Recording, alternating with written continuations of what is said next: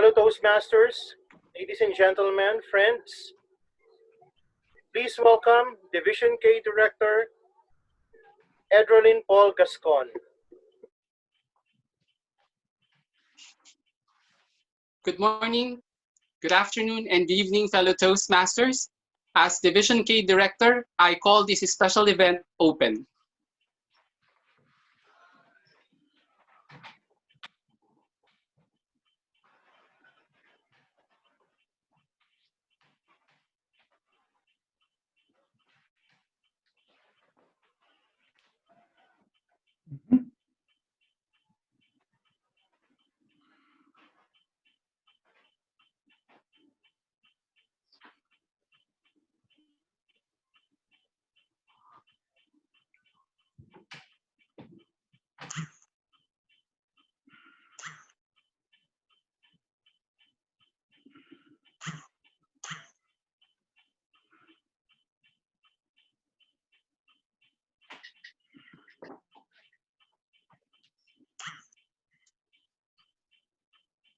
Let us welcome our host for tonight, Toastmaster Rafiq Ahmed. Thank you very much, District Director, Division Director, I stand corrected, Division Director, Toastmaster Eds, for giving a platform for this wonderful event and for welcoming everyone with open arms for Toastmasters across the district, across the world, from different countries who are joining us here today. Thank you so much to Division K. On that note, welcome you all for this special event, which is a series of events as we had earlier marketed in our posters, in our campaigns on the Facebook page. And the first of these series of events begins today with episode 1, introducing one of the world champions who will be featured in the series of events. Now, before I go ahead with the event, let me acknowledge the presence of our past District Governor from District 75, distinguished Toastmaster Baby Luat, who's taken her time off from her schedule to be here with us to grace our event. Thank you so much, distinguished Toastmaster Baby. And I extend my welcome to all of you who've taken your time out, because different time zones, considering that some of you are actually in the late evening sessions. So welcome you all. And thank you so much for your enthusiasm and your support for us to make sure that we have many such great events in future. On that note, today's event is going to be featuring a very special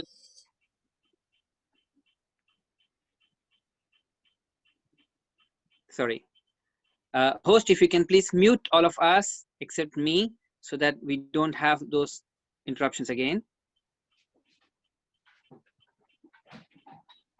Okay, am I visible now?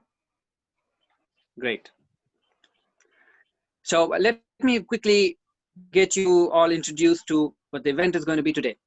We thought about this entire series of events, considering the fact that we are all locked down, we are at home, and probably most of us are not working, or some of us are working from home. But we thought let's use this platform, let's use this opportunity as Toastmasters to hone our Toastmasters and our public speaking skills. And what better way to do that but learning from our past champions, the champions who've been there at the World Convention, by going through the series of levels, starting from the club to the area, to the division, to the district, to the regionals, all the way to the finals, and then winning the trophy of the World Champion of Public Speaking. Now that journey in itself, which I believe is actually a learning for all of us, because it doesn't start from day 1 or day 2 or day 3.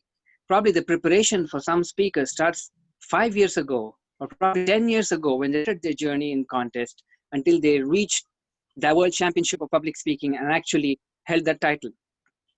Once a journey started for one of the speakers in 2011, who had been pursuing the World Championship year after year, and 2011 was the year where we crowned Toastmaster Jock Elliott as the World Champion of Public Speaking.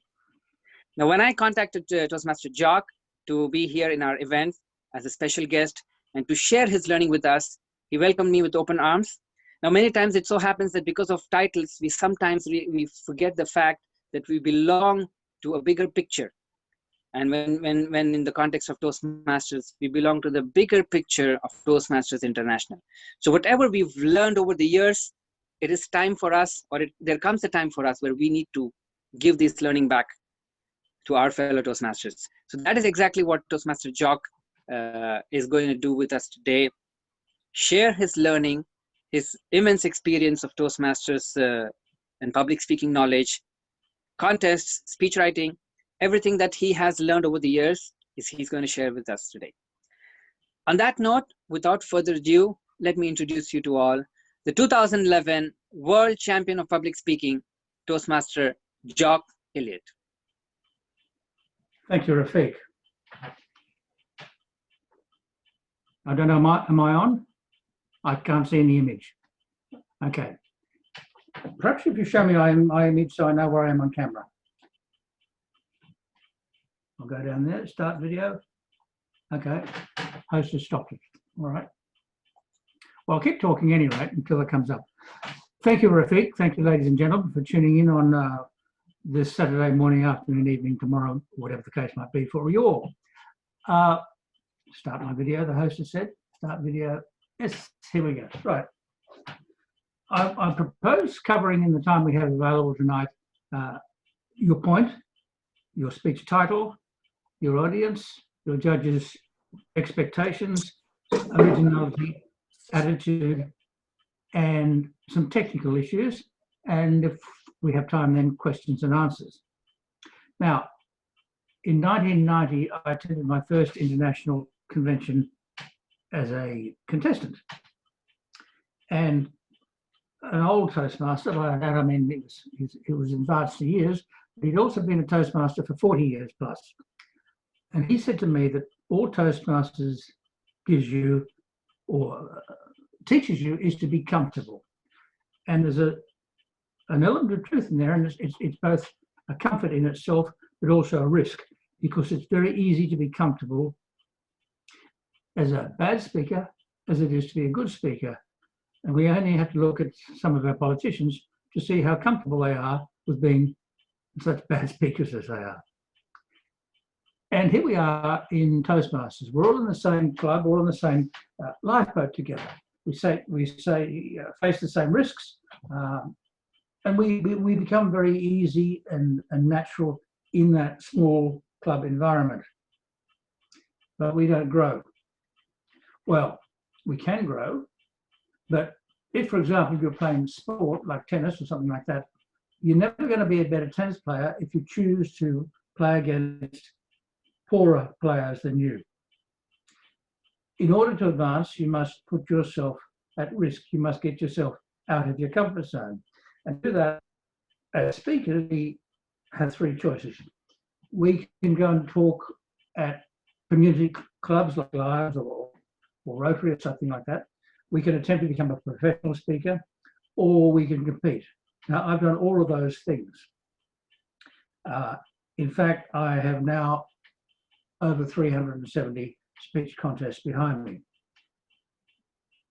And the question comes from that is, do I compete because I'm good? Or am I good because I can? I have a natural ability perhaps, but it's the competition that has made me grow, that has made me learn. It took me 14 years to win my first international district contest.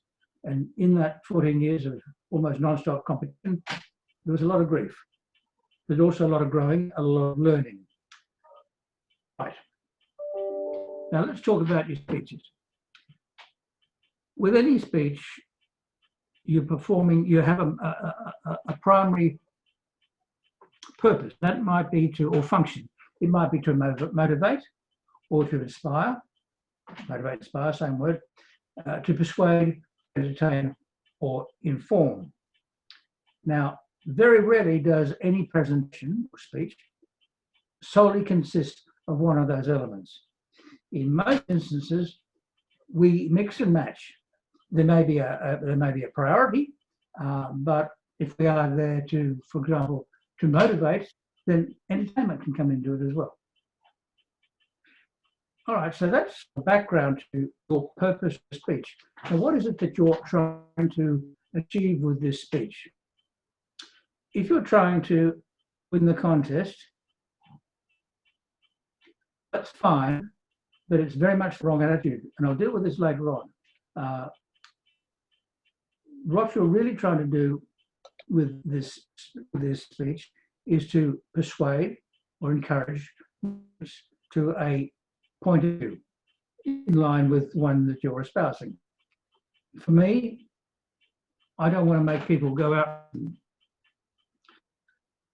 become a vegetarian or buy a gun or become a politician or save the whales or anything. All I want them to do is to think about their lives in relationship to what I've said to them, to remind them of the things that have happened that are common to us all, and just to refresh their view on life. And that's all I ask on my audience, that they think.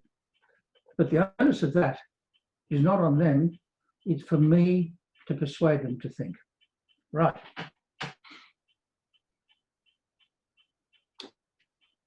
I'm often asked, what are the two most important things that you need to do to make a speech? And the two most important things is to make a point and know who your audience is. Now, let's expand on that. That's very simplistic. Making your point, that comes down to three things. Know you, make your point, keep to your point. Now, know your point. You have to be able to say to yourself in basically one sentence what it is that the whole of the next 90 seconds or 7 minutes or 45 minutes, whole seminar is about. If you cannot say to yourself with that sort of precision what it is that you're trying to say today, tonight, whenever, then there will be the clarity of expression in what you're doing, and that will come across to your audience as being cloudy. And they won't get the point either because you haven't established your point. So you've got to know your point. And ideally, you write it out on the back of a business card and you put that up there in the corner of your computer, and that is your constant focus. So know your point. Now, make your point. When do you make your point? Imagine we're all on a magical mystery tour on a coach. Can't do it these days because of social isolation. We've got our money and we're going on a tour. We don't know where we're going, but we see over there, we look at the palm trees, we look at the mountains, we look at the lakes, we look at the parrots, and then we come over the hill and there's our destination. And we think, that's lovely. That's because we're passengers. But if we were judges and we're sitting on the bus mainly as a sort of driver, then we've got to know what the relevance of that that parrot, that mountain, that lake has to do our ultimate destination. So you can't leave it till the end of your speech to make your point, because the judges are waiting to know what it's all about. So you have to be able to say within the first minute of your speech your point, or at least give the judges and the audience a clear direction on which they can form an opinion about everything that you say and do in your speech. Now, here's a question for you all. What is the most important minute in your speech? Is it the first minute? Is it the last minute? Is it a key point? No. Oh, yes. Oh, they're all important. The most important minute is the minute the judges have at the end of your speech. And if they've got to think about what point it is that you've been trying to make, and all the support material that you put in that, and they can't make a tail of it, then you are really putting yourself at a disadvantage. So you have to think about your audience, and you have two audiences. You've got the lot out there. There might be 20 at the club, might be 100 area, there might be 1,000 at division in some divisions, and at district, at world, there are 2,000 or more people in the audience. They don't judge. They laugh, they cry, but they don't judge. And that's a mistake that I made for many, many years. I focused on the audience. Oh, yes, I addressed the judging form. I addressed the components of the judging form, but not clearly enough that the judges would mark me accordingly. Everything was there, but the judges, in my opinion, need landmarks. So, know your point, make your point early, and point. Keep your point. Now, that's the sort of general overview of your point. But let's look now at your title. A lot of people start with the title. They'll say, the sky is blue, or something like that. And they'll write a speech about the sky is blue. Not with starting with your title tends to drive you down a very narrow path, ultimately perhaps a dead-end path. Now, you can get lucky. You can have your title and you can run with the title and it can turn out to be a wonderful speech. But much safer is to give yourself a working title. The speech I won with was called Just So Lucky. But my working title was Friends. And I developed my speech along those lines. And then when I was happy that the speech was in the shape, the very precise shape, but not exact shape I wanted, I then looked for a title and I came up with Just Lucky. And then I built it in, I think, 4 times into the structure of my speech and built my speech slightly so that it was coherent and related to the title. But a mistake that people make is to have a title which says too much about the speech. The title must say something about your speech, but I think it needs to be quite cryptic. I've picked up these online speeches, division conferences lately, and some of the speech titles have been, "Why I decided to buy a Jaguar car," or something like that. Story's over, right? In 7 words or something, we've got 7 minutes. People switch off. If you had titles like something like First Impressions, which I've heard many, many, many times. Everyone says, "Oh God, here we go, here we go."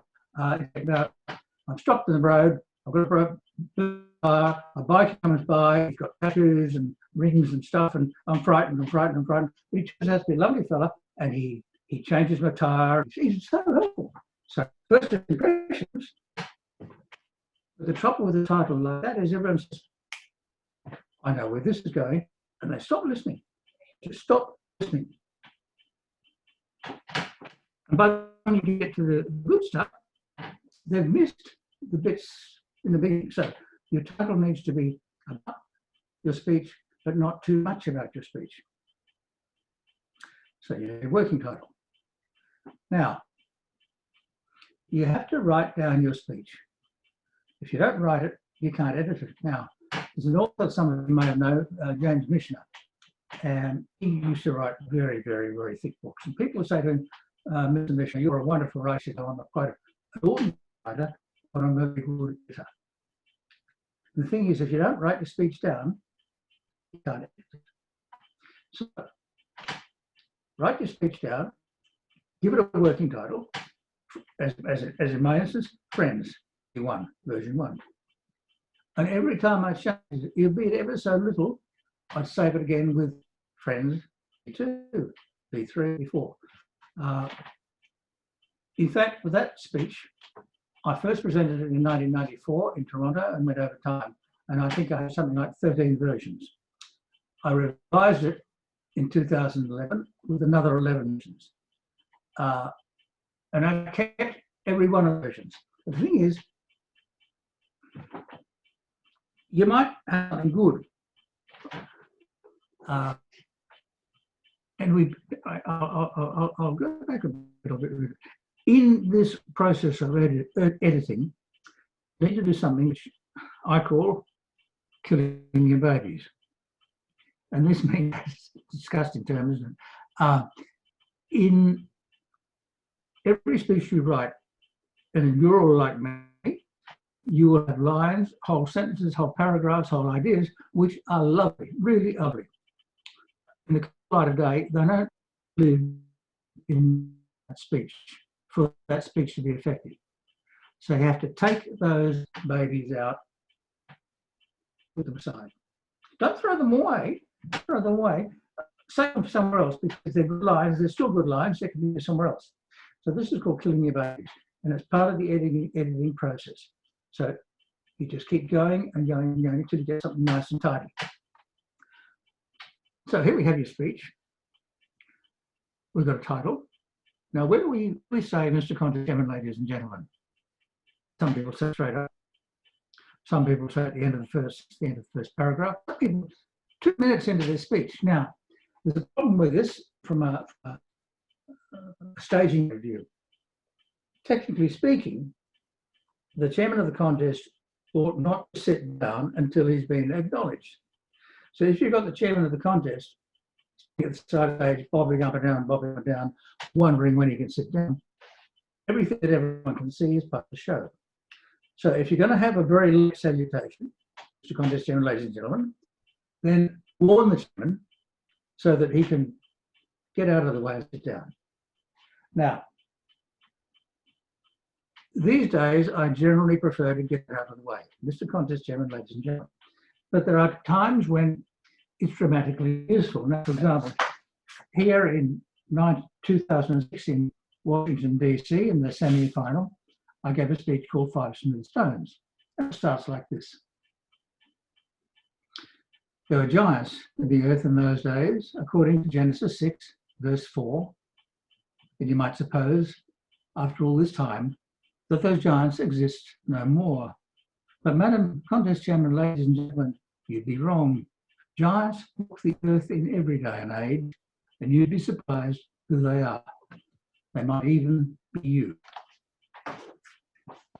And you see how I've made that being a sort of conversational into the presentation, to the speech, but including the audience. And having said that, I might add a little sort of element. I've noticed with a number of the districts in the world, they will often end with over to you, Mr. Chairman, or back to you, Mr. Chairman. Quite frankly, that is a rotten way to conclude a speech. It's just so tedious. It's enough to say, Mr. Chairman, well, ladies and gentlemen, finish. That to me is it just takes away all of the wonderful story that you told and the brilliant conclusion that you've got to end up with back to you, Mr. Chairman. It's just oh. Right. Now some technical things. I get quite a few requests for speeches. And the absolute first thing I do is to do word count. And when I mentioned before, the first contest I went to at international was in Dallas, and my speech had 1,086 words. And I didn't place. And the reason I didn't place was I had 1,086 words, which to get into 7.5 minutes, very, very easy. No one could understand me. Well, the second bit is David Brooke won that year, brilliant speech, absolutely brilliant. The third bit is I spoke about President John Kennedy, who was assassinated in Dallas. That was the wrong place to talk about John Kennedy. I hadn't thought of that. And all the people who reviewed me in evaluation here in Australia, and in the week before the contest in America, when I visited a dozen or more clubs, no one has said, this is a bad idea to talk about John Kennedy in Dallas. Had anyone said that to me, well, it was a bit like to change my speech in a made way, but I could have addressed it differently. And here's a lesson to all of you who are listening to your district club contestant, your area, division, district contestant. if you think they do something, saying something which is going to be politically or correct or inappropriate or is going to stir some blood that they would be wise to avoid stirring, then you have a duty to them to advise them so.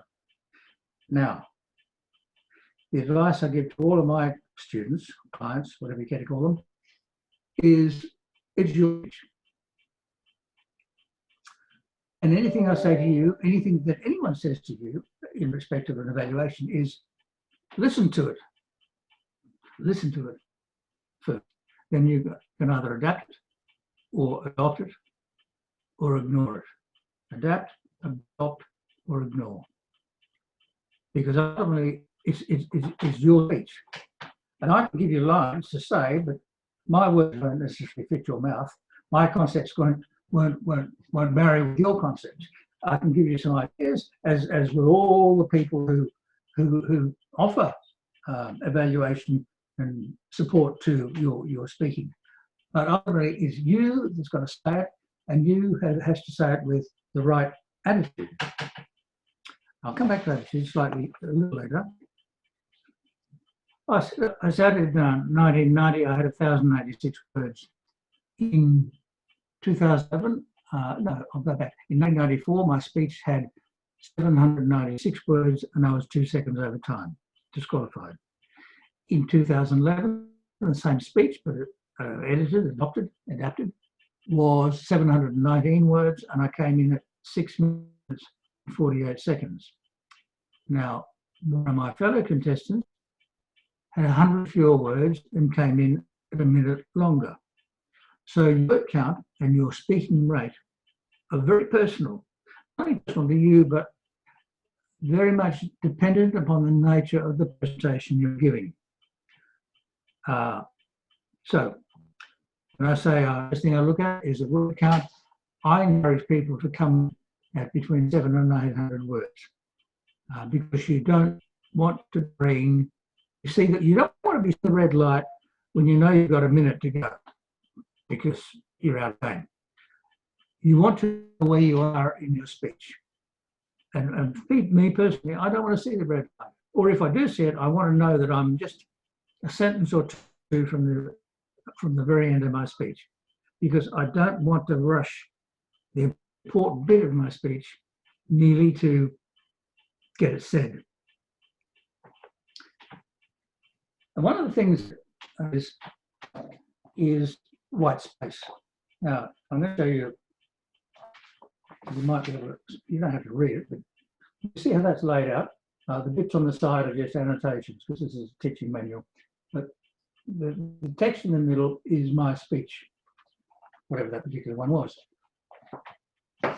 And I suggest that for you, one idea is one paragraph. Now, if you're learning to write, I'll tell you that a paragraph technically is some words. If you're writing a script and you're the only person going to read it, then give yourself maximum opportunity to have to know where everything in your speech is geographically. This bit at the bottom of page 1, the next bit is in the bottom of top of page 2, or whatever the case might be. But one idea, one paragraph, and then white space. By the way, number your pages, because if you don't number your pages, they will fall floor. All right? One of Sod's laws. Now, coming right back to attitude, why are you there? Are you there to win this contest? Well, that would be nice, but you have no control over that. No control whatsoever. You've got judges out there, you've got circumstances in the outside world over which you have no control. You've got speakers who will be better than you or worse than you. So why are you there? You're there to tell your story to the audience. That's your sole purpose. That's your sole focus. The speech has got 3 parts. Not just open conclusion, but your point, your audience, and you. And the two that matter in there are your point and your audience. You are merely the bridge between the two. So if you focus too much on you the speaker, that's going to get in the way of the relationship between your audience and your point. So are you speaking, oh, actually going back to your notes briefly, I always carry my notes. Always. Now, some people just talk to a theme. I got a lot of trouble to get the right word, in my opinion, in the right place, in my opinion, and I will keep it there. Now, supposing I forget my line. And I've seen this happen twice in the world stage. The speaker's got a, Mr. Chairman, ladies and gentlemen, ladies and gentlemen, they completely lost their speech. And if your speech is tucked away in your pocket, in a study jacket, then the worst that can happen is you put your hand in your pocket, check the line, and go on. And if you know where your speech, where geographically you are in speech, this can take a fraction, just a second. Worst thing happen, you lose a couple of points. You will not lose the whole thing. And of course, you know that you've got your speech there. You're not worried about forgetting your lines. If it's not there, you can have that thing brooding over you. Will I forget? Will I forget? Will I forget? Now, are you speaking to your audience, or at your audience, or with your audience? Well, I can't get close enough to my audience. If you see me live on stage, my is hanging off the edge of the stage. I cannot physically get close enough to my audience because I just feed off the emotional play, the humor, the laughter, the tears, whatever the case might be. We are having a good time. And that's important, that tense as this might be, the time, the money, the sacrifice of work and family and of your wallet that you've made over the last year, or whatever the case might be, whatever the period of time is, that's nothing. Just put that aside. Here you are. Have a good time. Enjoy yourself. Now, don't indulge yourself, because that will spoil things, but enjoy the moment. Take the most from it. Because at the end of the day, here we have world championship, rugby cordial. Only one person taking that trophy. But 2,000 people taking your position. And that being the case, then you've won. And if they come up to you later, say next, even later, but even next year and say, I remember that speech last year, and they kept you from it, then you won. And if they kept you from 5 or 10 years' time, then you won. Now, here's the thing. If you really want to know how your speech went, go out in the toilets and sit in a cubicle and listen to people, what people say. When they think you're not there. And that's when you'll hear the truth. Because people will come up and say, yeah, that was lovely, it was lovely. And many of them do mean it. But sometimes it's just, yeah, shake hands, all that.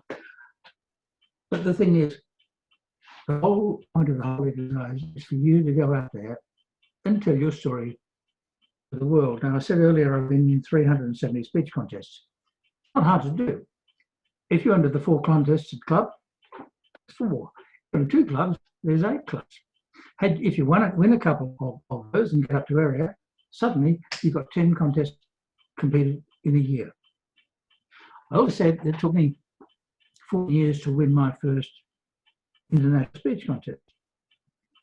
I've competed every year for 33 years. I took, for 33 years to win the international speech contest. And I made the semi-finals 8 times, and I made the finals 6 times. And I'm prouder of that than even the title of the final trophy, because what else on that? And the thing is, what it means is that I've 14 times now, 8 plus 6, gone on the world stage, shared my ideas with an audience. And now that I can no longer compete, in many ways, I'm quite saddened because I enjoyed it. I enjoyed it. I've still got things to say. But I'm saying I'm in this sort of venue now and with my writing and all the rest. So, ladies and gentlemen, compete, you'll learn, you'll grow, you'll suffer a lot of pain, a lot of grief. You'll feel yourself the victim in many instances of an unfair result, but learn from that. I learned more from losing than I have from winning. It would have been nice to have won a long, long time ago, but that would have denied me the opportunity to continue to compete and to present and to learn and to grow and to become the speaker and I suppose the person that I am. So I'm not sure where the time, I can't see any times, but we are happy to take questions. Repeat. Thank you very much, Toastmaster Jock. I think we need to give him a round of applause virtually, and also all of you who are watching him. Thank you very much. Those were very wise words, Toastmaster Jock, and I believe that there is a lot of wisdom in there, because as you said, that it's not once or twice or thrice, several attempts until you made it all the way to the finals. Because I see it so many times that, you know, the journey of even trying it one time, when you reach the final, you lose it, you lose hope, and you say, this is to be all over again, I have to start from scratch. And the worst part about it is that people are going to forget about the moment the champion is crowned. So they don't remember that you were in the finals, because only are now going to remember the first three winners. So that's even more difficult. Yes. Excellent. On that note, just a few rules before we go into the Q&A session. We will first start with our reactors. We have reactors here who's going to give feedback on the session, and they will start the Q&A session with their questions. We have two reactors, followed by the open Q&A session. For the open Q&A session, I will encourage you to please raise your worship hand, and when I see it in the order that the hand has been raised, I will be calling you to ask your question live to Toastmaster Jock Elliott. All right? If those rules are clear. One more thing, for the benefit of understanding for everyone, including for Toastmaster Jock, let's keep our questions short and understandable, so that the answer can also be short and crisp. So on that note, I would like to now call our first reactor, who is here with us in the meeting, past district topics champion, Toastmaster Julius. You can take it over from me and start your role as a reactor. First, I would like to thank you, Toastmaster Jock, for that very very helpful tips that you have shared to us. Indeed, what you have shared are truly value adding, coming from your wealth of experience, participating in several contests, and learning along the way in your journey towards the World Championship. What I like especially about your sharing is that the 3 points, the 3 fundamental points that shared really resonate with me, as these touch base on fundamental points of public speaking. So I want to share again, you mentioned know your point, make your point, and keep your point. I think this brings to mind the opening, the body, and the closing, the fundamentals of the structured speech. And I'm reminded of the quote that when you talk about a successful speech, it's like thinking of a bookend, 2 bookends, and books in the middle. The first book would be a good start, knowing your point, followed by the books, which would lay down content, and on the other end, you have the other book, which is keep your point, with having a good ending. So start with a bang, end with a bang. And I can really see that these 3 points are something that we can hold true to, especially and it applies to speakers as starting points for delivering an excellent speech. Now, coming from these 3 points, Toastmaster Jock, there's a quote which goes, coming from John Maxwell, that everybody communicate, only if you connect. Now, from your experience, how do you try to achieve the balance that while on one hand, you try to ensure that you deliver your piece excellently with the proper content, with the proper body gestures, proper eye contact. But at the same time, you do not sacrifice that paramount objective of really being able to connect with the audience. Because it's possible that you deliver your speech flawlessly, but at the end of the day, you do not connect with the judge or the audience. So from your wealth of experience, how do you try to achieve this optimum balance of delivering your piece excellently and at the same time ensuring that you're really able to touch the heart and connect to your audience? Toastmaster Jock. Well, there are two ways of looking at this. No one cares what matters to you. They don't care about your life in any respect. Most people only care about themselves. And there's a sales technique called WIIFM, what's in it for me. And the way you can look at this is, here is something which is important to me. Now, how can I illustrate that it becomes important to my audience? So, for example, if I'm selling a can of paint, right? I'm selling this can of paint because I think it's easy to apply and it's durable. But the person I'm selling to rather likes cheap and like pink. So what do? Do I sell easy to apply and durable, or do I sell cheap and pink? No, I sell cheap and pink. And that means I have to know where my audience lives, intellectually and emotionally. And if I can do that, if I can say what matters to me in ways that matter to my audience, then we have the connection. And that's starting from me. Now, if we go to the other side of the coin, if I look at an audience and I determine what is it that is important to them, I then have to say, how can I make that which is important to them important to me so that I can speak to it with sincerity and honesty and credibility. And if I can do that so that basically we're all on the same page, then we have a rapport, we have a relationship. And it basically means the better I know my audience, the better I can meet their needs. And quite frankly, if my audience's needs are not met, then my needs are not met. How's that? Yeah. Thank you. Very, very helpful, very helpful. Yeah, because I believe it's a common dilemma among speakers that on one hand, they really prepare to the best of their ability, but sometimes it can happen that at the point in time that the speakers are delivering their audience, their speech to the audience, they become so engrossed with the technicalities that they lose the essence of the primary objective of really connecting to the audience. And I'll take something a point further here. Everything that's happened to you has happened to me, because I've lived a lot longer than you have, for one thing. With different, different shades of experience. So if I talk about an experience that I had, like for example, an illness or a family bereavement or something like that, you can say, yes, that happened to me, and you can relate.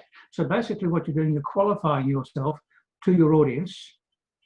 But if then I start to go into too much detail and talk about, the horrible bowel cancer and the dreadful chemotherapy and I get more and more detail, suddenly the relationship I had with my audience through a common experience is destroyed, and I've disqualified myself. So, and this is a mistake that some speakers, actually quite a number of speakers make. They overtell the story, so that the relationship they had is destroyed by detail which is too detailed and is repugnant, and which is, it just leaves a nasty taste. Next. Okay, thank you very much, Toastmaster Jock. Yeah, back to Toastmaster Rafi.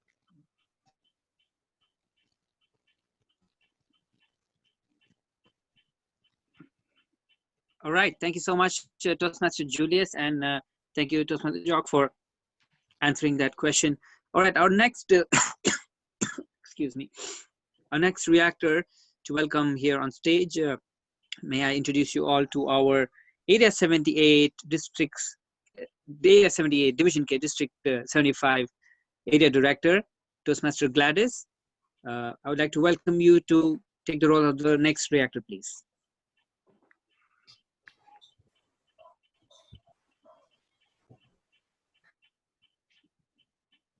I don't know if you hear me. You're cutting in and out. I hope I'm not cutting in and out. Am I clear? Yeah. We can hear you and we can see you as well. All right. Thank you. Thank you so very much, Toastmaster Jock. I appreciated your particular points and how clear you made sort of a roadmap, just as you said you do with preparing a speech. You prepare it in written form geographically so that you are taking a speech journey. That was a full picture that generated as I listened to you. I think I was most impressed with you're talking about your years of preparation and your many speeches, because it's so easy for me to think about speech champions as people who are naturally good speakers and they're already winners. And we know some of those people, sort of. They probably have worked hard too, but hearing your journey was an inspiration to me. And the tips that you learned about knowing your point, making your point, keeping to your point, that was very practical. The point is so focal. And the points about how to start with a title. Well, don't make a title that has to, that the speech follow. The title should follow the speech, not the other way around. That was also very helpful to me. I know several times I have prepared speeches and then at the last minute I change the title and I think I'm doing something, but it fit better. And I guess it's part of making a better speech when you allow yourself the freedom to do that.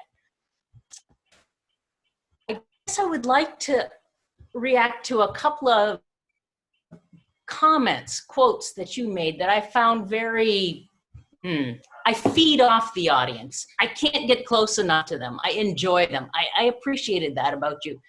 And, you know, if I'm having fun speaking, I feel exactly the same way. And if I'm scared and not prepared and all that, then I want to get away from them. So I feel like I felt what you indicated and also felt the opposite. How do you get into the mode of being connected with the audience? That's one. And then the second part on the same thing, how do you versus the live? Because you can't reach out and touch that audience. You can't dangle your toes. What was the second question? I got Okay, the first one. The video versus the live. How does that affect your ability to communicate and connect? Interesting. All right. Two questions only? Two questions? Well, I have more if needed, but I thought I'd start with about your connections with the audience. I really appreciated that quote. I feed off the audience, and it made me think. In 1994, when I went out 2 seconds over time, much of that was because the front two rows of the audience, which is about all you can see, you know, with these great lights coming down on you, was just like that. We were sort of, imagine two octopuses coming at each other. And the emotional connection was so strong that I really slowed down. So I just tried to tell a story which, no, I'll put it another way. When I failed, and that's happened far too often, it's because I've been too clever. I've had a very clever opening. I've fallen in love with it. I've been self-indulgent. I failed to kill my babies. I failed to keep my point. And I have lost my audience before I started. Now, this is particularly easy when you, for example, you might be the last speaker out of 8 or 10 on an early Saturday morning when everyone's been up going into the church, drinking mildly and partying all night. You've got to work hard to keep their attention. And I say the onus of work is not on the audience. you've got to make them want to work. If you have not, in one way or another, encouraged them to listen closely to what it is that you are saying, and it's quite difficult because with originality, for example, there's nothing new under the sun. Everything that's ever happened to me has happened to you and will happen. But if you can give it a twist, now with my speech, just so lucky, I'm talking about family. I could have said, I've got 3 good friends. There's my mum and dad and my kids I went to school with, and my wife. Now, wacko, that's got all the oomph of a soggy paper bag, hasn't it? Nothing. But when I started to talk about the friends of my time, over here we have the friends of my blood, the friends of my times, and friends of my heart, and encapsulated the simple friendships we all have, the simple relationship we all have, in a different way, then that rekindled in people's mind an awareness of relationships in a slightly different way, and that's about all you can do. Right, that's for connections. I hope I've addressed that. Video and live. Well, I've got a couple of people who I'm working with who have competed, some successfully, some less so, with these online contests. Now here, for example, I'm looking at me on the screen, which is the wrong place to look because my camera is 6 inches higher. So what do I do about this?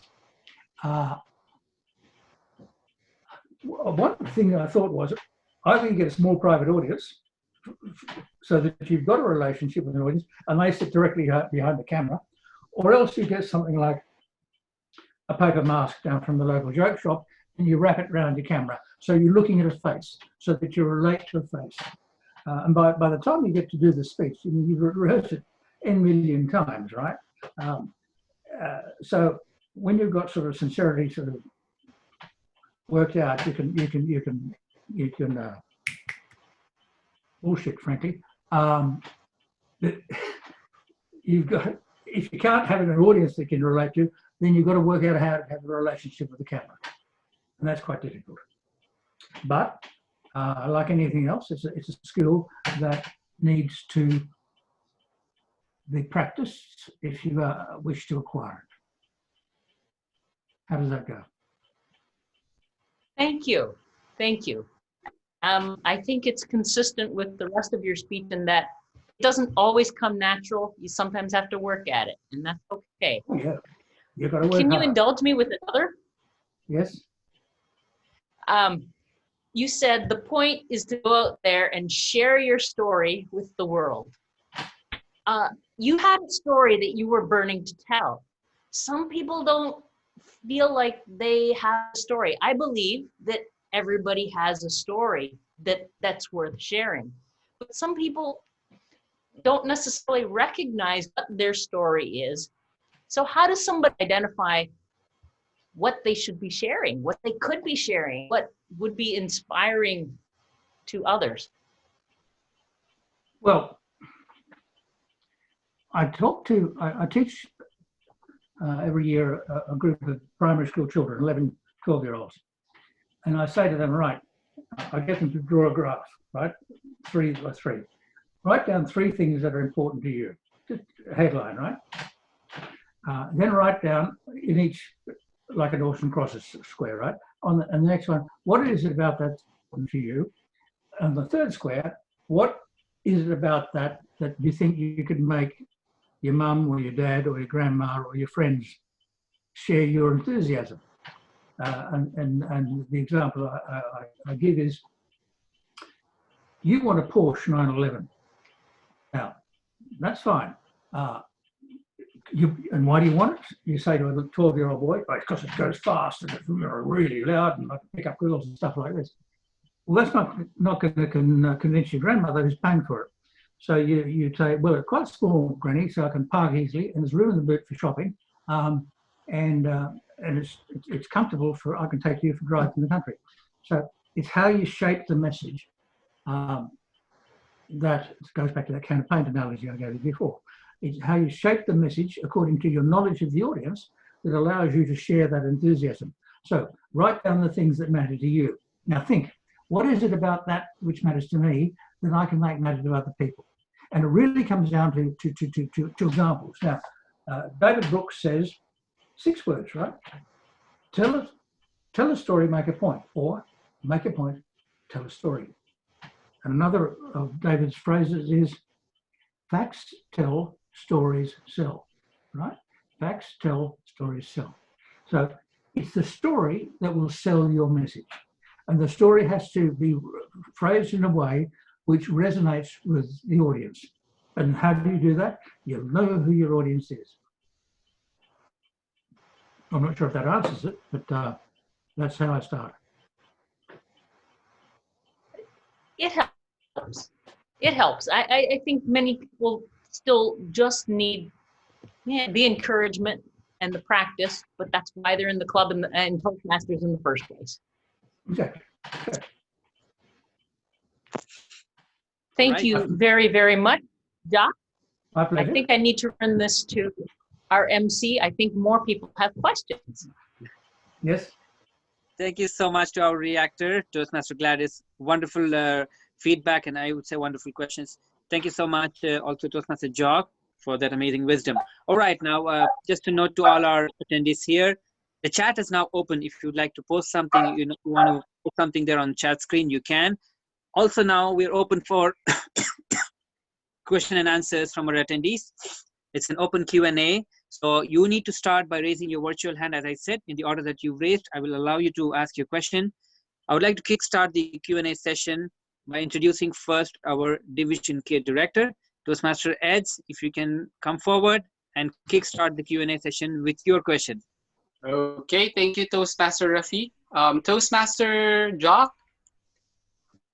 my question for you is, if my speech had a strong message, but no humor, do you think it will win in the World Championship? Well, it depends on the nature of the message.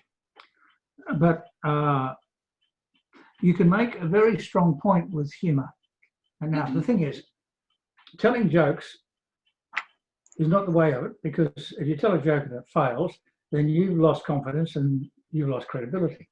But if you can wrap the point that you're trying to make, generally speaking, usually a minor point, in humor, then if the humor fails, you still make the point. If the humor works, you've made the point more strongly. Mm-hmm. Don't go out of your way to do this. Now, I did a speech called Leviathan, which is about the hunting of the great blue whale, and I had 170 people in tears. And I came second to a man who talked about computer chips, which I found quite distressing. And someone came up to me later and said, do not leave them on a low. Doesn't matter how low you take them, you've got to bring them back, right? You've got to end at least in balance on a high. There has to be some sort of hope at the end of it. So if you can use humor, it lightens the whole. See, the thing about humor is, here we go, right? If we're talking about no light of shade, right? I won't talk about that, but if we've got something deeply personal and emotionally distressing to talk about, which is going to go down, then that can in fact reduce us to tears. And you don't want to get that far. You want to get to the very edge of tears, right? But in order to go as low as it's necessary to go emotionally, it's useful to come from a high place. Not only because that will accentuate the contrast, but if then having gone low, we can come back high without trivializing it, then it's easy. And I come from, I'm of an age and from a society where we do not wear our hearts on our sleeves. We keep our emotions to ourselves. Men don't hug. So from one of the challenges I faced over many, many years was in fact to be open with my emotions. Contained, but much more expansive and challenging for me with my emotions, because that allowed me to give a greater emotional depth and emotional quality to my presentations, and a greater relationship with the audience. Mm-hmm. Does that help? Yep. Thank you so much, Jock. Thank you. All right. Thank Yes, you, Professor. Division K Director. We have a hand raised by Mr. John Todorovic. You can unmute yourself, sir, and please shoot the question to TM Jock. Hi, good evening, everyone. My name is John Todorovic from Division G in District 75. I always wondered, because I hear, not only that I hear now, but I heard even before, that some Toastmasters write their speeches for the early stages, so club area and division, and then write a completely new speech for the district level and onward. And even for later stage, they have another speech completely different. Is that recommended up to a certain extent, or is there a way that you can rewrite it so that it's not necessarily putting too much pressure on you in fact of saying another completely different story? Because I agree with Gladys that everybody has a story to tell. How do you avoid, after thinking about all these, how do you avoid writing a story that everybody else heard already? Because we have heard thousands of speeches. So sure how do you avoid that at the end? Well, when I first started this 45 years ago, you needed 3 speeches. You needed a speech which can take you to district. You needed a new one at the region and a new one at the world. And in about 2010, they changed the rules so that you only needed 2 speeches, one which you could take all the way through to the region, and then a second one for the final. Now, in the year that I won, which was 2011, I was only required to do 2 speeches. In fact, I did 4. And the reason I did this is it was this. My club was in a division which was a very, very strong division, a big division. And I knew that many of the people who would be present at division would be present at district, ditto judges. And so it was silly for me to present a speech to them, which when they heard and win, and hopefully win, and then at district to give them the same speech, right? Because there would be no surprises. So it was. I considered it necessary that I have a different speech between division and district. Not only that. If I have a comfortable win, and quite frankly, in the last 20 or so years, my wins, because I've been doing this for a long time, and I've got quite good at it. A lot of my wins have been relatively comfortable, without being arrogant about it. But if I allow complacency to come into the game, then I will relax too much, and the speech will not have the zing that it should do. So I really need fear as a driving factor. So if I win at division, then I want a new speech at district, because I want there to be A, the surprise, and B, in me, the fear, to give me the nervous energy to drive it. And then to go on at the next stages with, again, a new speech. And the worst that can happen is that at one of these levels you fail. Well, next year you've already got a speech written, or 2 speeches written, or 3 speeches written, and that was what I had for many, many years. I had a bank of speeches that I could resurrect, revitalize, and some of them I would realize that no, this is dated. This has no further life. But this one here, yes, this one lives forever, or at least it has a life. So I encourage you to, I'll give you another. One of my students from the Middle East complained to me that at her area contest, there was a woman who always gave every year the same speech, exactly the same speech, and she always won. Nothing says she can't do it. But that woman who always won didn't learn from anything from there. She just got a trophy to put on the mantelpiece, but she didn't learn, she didn't grow. So when I helped my student to come up with something, ultimately she won. And you continue to work and grow and develop. So this is what you've got to do. You can't just sit in your laurels, because your laurels will turn brown and wrinkly and sort of fall away, and you're no better off than you were. You've got to keep putting yourself at risk, putting yourself in harm's way, exposing yourself to failure, taking the risk. Does that help? Thank you for that. Thank you, Toastmaster John Dorovish, and thank you, Toastmaster Jack. We have one more question coming up from Toastmaster Ryan. Toastmaster Ryan, you can unmute yourself and shoot the question. Is it okay? Yes. Speech champ Jock. Here's my question. In your years of competing, and here in Toastmasters, we value receiving evaluations, feedback, and mentoring. What advice for young Toastmasters and beginner speech contestants on how to filter feedback, evaluations, and coaching that would be helpful for them? Yeah. You'll hear some weird and wonderful things. And you have to take note. So, for example, you rehearse for the district final or something like that, or the international. And so you go around to different clubs, and you finalise your speech, so you've got notes, right? And you get someone who'll say, oh, you don't want to use your notes in the final, you know, they'll disqualify.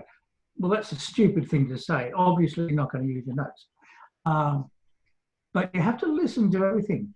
Look, if in a room of 100 people, 90 people say do X, well, you better listen closely to that. If one person says do Y, you've got to think, all right, if I did Y, what would happen? So you come back to adapt, adopt, or ignore. It's your speech. If the advice you are given does not fit with your speech, and you've got to be fairly. Don't let your ego get in the way. You know, don't say to yourself, "Oh, this is the greatest speech I've ever lived." You know, show your stuff. You know, you think your heart out. You know, a little bit of modesty in the early days is not a bad thing, but don't be cowed by it. Don't allow adverse comments to knock you down. I tend to be fairly harsh evaluator, but then I'm paid to do this. And people don't want nonsense. They want to know, if I'm going to do this again, how can I do it better?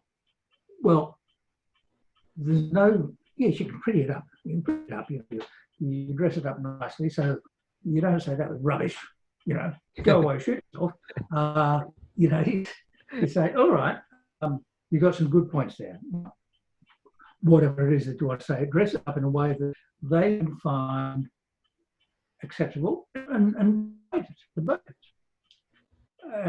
And I will give advice to people and they will choose to ignore it. Now, do I get sniffy about this?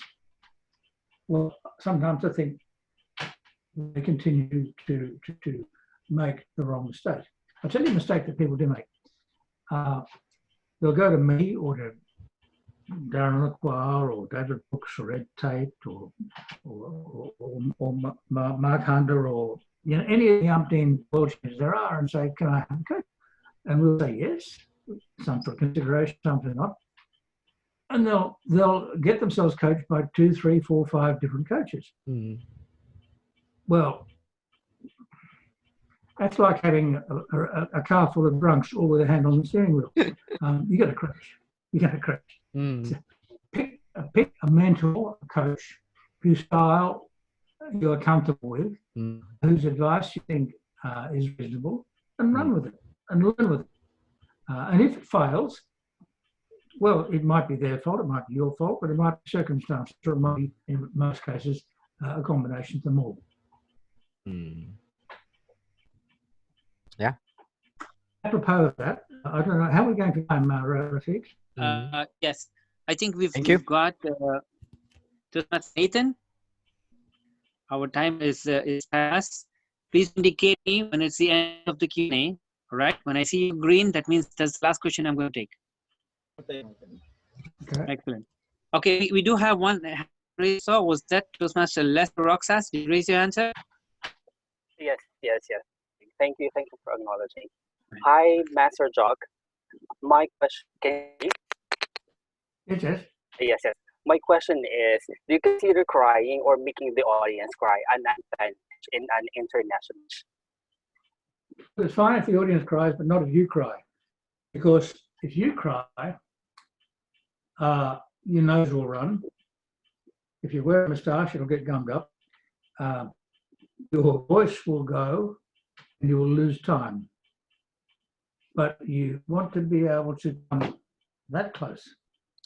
I've actually broken down 4 times in speeches over the years. That's fun at a funeral, but it's not fun in a speech contest. But you can cut now. I think man from Texas. Can't think of his name. He spoke. He was weeping, but controlling it, and I think his nose was running. But he managed to handle it. The first time I saw it, I found it very uncomfortable, and when I watched it again and again and again, I thought it was a very, very powerful speech. You want to be able to come that close, and the way of avoiding going too far is, as I said, to come from a high to a low to back to a high, but also to say it again and again and again and again to desensitize yourself, right? Or to change the wording, because if you word, I find that if I word it in a certain way, I'm much more susceptible to tears than if I word it another way. So if you are in danger of weeping, then word it differently, but rehearse and rehearse and rehearse and rehearse till you get over the bad bit. And then, as I say, come from a high to a low and back to a high. So you can recover and the audience recover. Recovery is important for everyone. All right, thank you for that. Thank you for that, Master Jock. Thank you, Mr. Lester, and thank you to Jock once again. We do have one more follow-up question coming from one of our reactors earlier. Please unmute yourself, and you can go up with your follow-up question. Yeah. Thank you, TM Rafiq. Toastmaster Jock, my follow-up question. Currently, there are 2 schools of thought in terms of public speaking styles. On one hand, we have the oratorical style. On the other hand, we have the conversational style. What are your thoughts on these 2, and which do you think is a better style? I think circumstances demand drivers. I think my style personally is conversational, but I love the language, and I think pretty good with the language. So there is a degree of oratory in what I say. The structure of my speeches, there will often be a degree of lyricism, which I find pleasing, and I think helps with the emotional connection with the audience without being self-indulgent. But my personal style for preference is I'm talking with you. I'm not beating you around the head and shoulders. I'm not at war. I'm not. So I used to be a door-to-door salesman of books, and I'm a soft salesman. I would rather you wanted to buy than you were forced to buy, because if you're forced to buy, then tomorrow on the cooling off period you'll come ring up the company and say, I want my money back. But if you choose to buy, then I've got my commission. But it's better if I almost seduce the audience than assault my audience. So oratory can come into it, but if you've got 7 minutes of undiluted oratory, I think it's foreign to the comfort zone of most of your audience, and certainly foreign to the delivery style of most of the speakers in the in the world, frankly. Churchill's dead, and that's about it. You know, that sort of high oratory is a rare gift, and it is only rare circumstances which demand its use.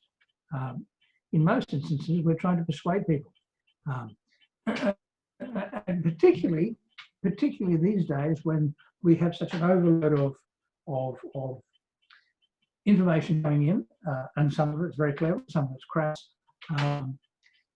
So we really need to engage people rather than berate people. What a church audience, for example, 100 years ago considered normal, in fact economical, a sermon of 40 minutes. No one would sit still for a sermon of 40 minutes these days. People have such a short attention span. There's so much going on. They're so easily distracted. So you need to engage. You need to get them on site. Oratory comes into it, but not undiluted. It's a bit like raw alcohol. It's raw alcohol, but it'll give you a dreadful headache. Thank you very much, Jock. Appreciate it. Thank you, Timra. Thank you, Toastmaster Jock, for those follow-up questions. All right, Toastmaster Jock, I do have, we have 5 minutes left for the Q&A, and we have some raising the hand, but I have my own question as well. That's right. Allow me to. All right, this is important to me. We see a lot of world champions and, you know, a lot of speakers, 20, 30,000 speakers every year for that coveted title of World Championship Public Speaking. I want to know firsthand from you, being a world champion, how did that open new opportunities, new windows and doors for you in and outside Toastmasters? Difficult question. I live in Australia, which is $2,000 from anywhere else. So if you were to win this year, you'd be $2,000 from anywhere else. Oh, no, not quite true. You'd be $2,000 from America. You'd be only sort of $200 from anywhere else in the Middle East, and maybe $400 to somewhere in Europe. And I'm not a motivational speaker. I'm not a big marketing person. My focus is on helping people say what is important to them better. There's a reasonably high demand for that in the United States. There is not here. So that all that really happened was that I stopped spending money traveling overseas to win a contest. I get engagements. I do a lot of training online, but I don't get the commercial traffic that, for example, the American winners get, because they're only an hour's flight from anywhere. And quite frankly, they're very clever businessmen, many of them, and they make comfortable living doing what they're doing. I'd like more work, but really my focus is on doing this sort of stuff, but on an individual basis, or on a class basis, or whatever the case might be. Life has not changed for me, except that I'm not all year or significant parts of the year rehearsing, driving around the countryside at night, spending money, spending away from home. I had an ambition. I've achieved that ambition. It's not made a huge difference to my life, but I'm pleased to have done it. And my wife is certainly pleased that I've finished doing it.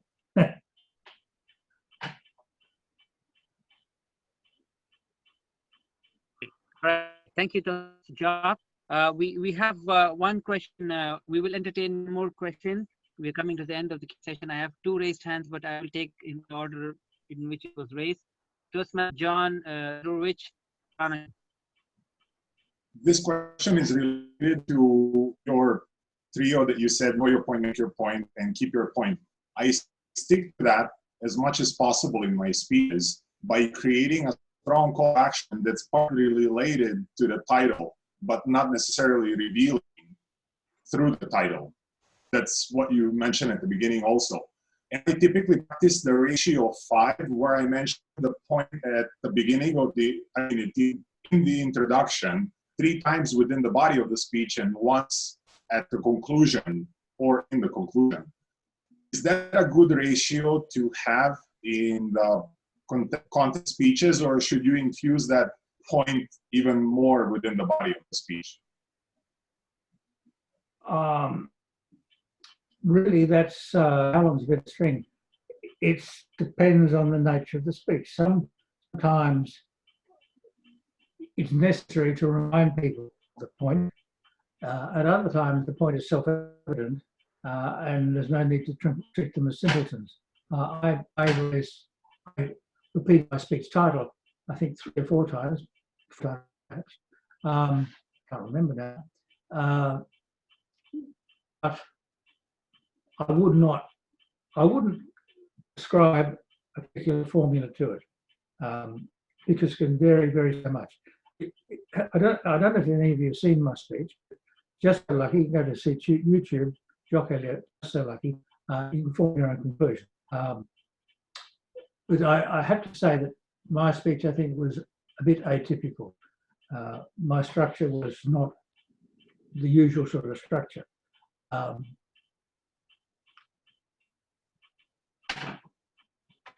Look, it's horses for courses. It really is the circumstances of the speech will demand certain elements be iterated and stressed. I did one speech. My district governor had a title, a logo for its nation. Members, she made an acronym of MAGIC, M-A-G-I-C. So I made an acronym. And the speech that I did at district, I went through MAGIC, M-A-G-I-C, and each time I said that, I gave a different meaning to the acronym, which confused people a bit. I enjoyed the speech, but I think I was enjoying myself too much at the expense of the speech. That's by the by. I would not tie yourself to a rigid formula, because I think that would be to limit yourself. Excellent. Thank you, Toastmaster John, and thank you, Toastmaster Jock. All right, we will end the Q&A session here. Now, I believe some of you may have questions, but you're probably shy to ask. You can post them here on chat, and I'll try to forward to Jock, probably Jock, to answer them later at the stage. So you still have time to post them on the chat. All right, now I would like to ask, I would like to hand control back to you, Toastmaster Jock, to just tell us your closing remarks, 1 to 2 minutes. I would take home today. Back to you, Toastmaster Jock. Well, thank you both for inviting me along. This is COVID has restricted me to my home as it has to yours for some weeks, months now, perhaps. Will do for many months to come. But here we have an opportunity to relate to each other in a way which we'd never even thought of last December, for example. If any of you want to communicate with me, you're very welcome. If you want to go to my website, Jock Elliott, or one word, Jock Elliott, ELLOTT.com.au, you can have a look at my little store there. If you like to buy any of that stuff, you're very welcome at $25. I'm reducing the cost of my CDs to $25 each for this event. Just remind me of this event when you do, if you do. But otherwise, I'm happy to talk to you by email and help your Toastmasters journey. This has been my journey for 45 years. I can't see it finishing in the immediate future. I certainly have no plans of not being a Toastmaster. And I would hope to see you in Paris next year. Wow, thank you so much, Toastmaster Jock. And this is something which I wanted to tell you. I told you earlier, and I'm going to tell you again. You're so humble, so welcoming, and I think that's a mark of a true champion. Thank you so much for that. Those of you who raised hands, including Toastmaster Gladys, I apologize for not giving you the opportunity to ask the question. It's only because of the strain of time. because I'm also being tagged by the timer, constantly reminding me. Yeah, thank you for your understanding. And those of you who posted a question here in the chat, I see someone posting there. Forward them to Toastmaster Jock. Yep. And I'm sure we're going to hear again, or we're going to see you again, Toastmaster Jock. This is definitely not the end. And hope to have more wisdom from you. And since you're unfortunate not to go to Paris this year, but next year, those of us who will make it to Paris, you'll probably recognize one of our faces there. Excellent. Thank you so much. You've all been a very lovely audience, excellent Q&A session, and you've all been so patient with us, listening throughout the session without any interruptions. And thank you also to our technical team that has been supporting with the mic and making sure that there are no interruptions while Toastmaster Jock was speaking.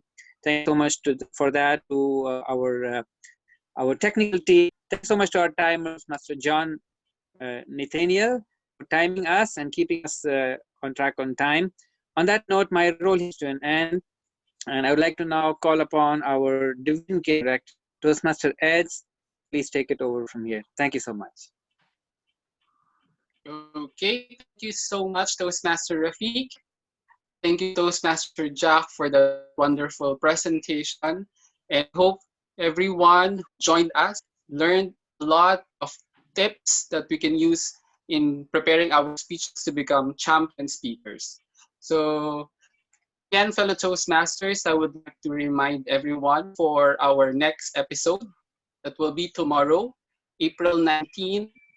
Our speaker will be Toastmaster Aditya Maheshwaran,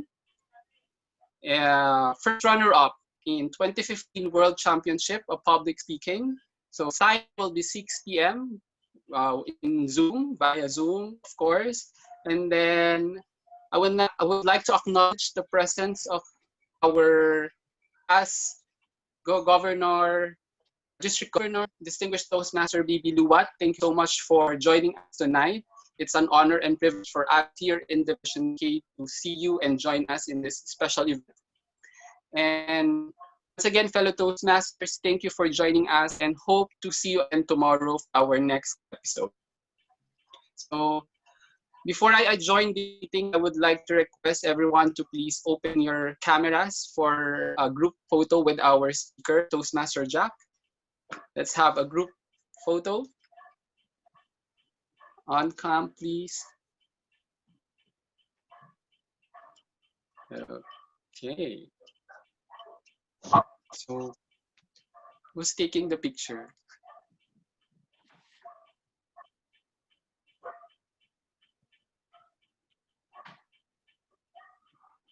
So,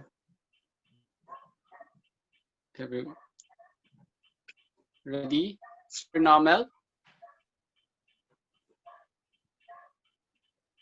We're still waiting for the other cameras. Okay.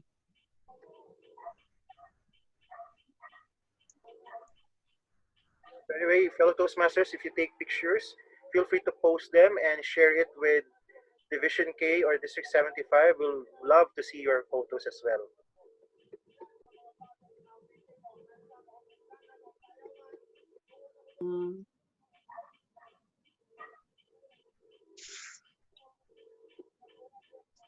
Have you ever wondered why taking pictures on Zoom always take time? Yeah. It is a keyboard shortcut, Alt-Shift-T. Yeah, but we're still waiting for the other videos to show up. All right, I think we're done with page 1.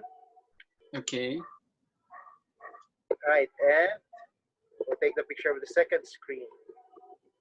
Just smile, everyone. All right, my computer just informed me that I am low on bandwidth. Can somebody please take a screenshot now?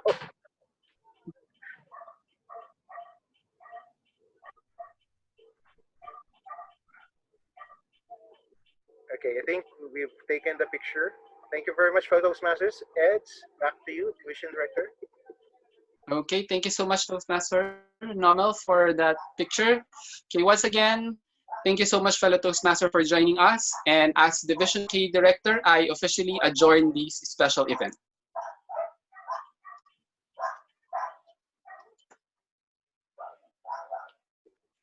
Thank you much, everybody. Have a great evening. Thank you very much, Toastmaster Jock.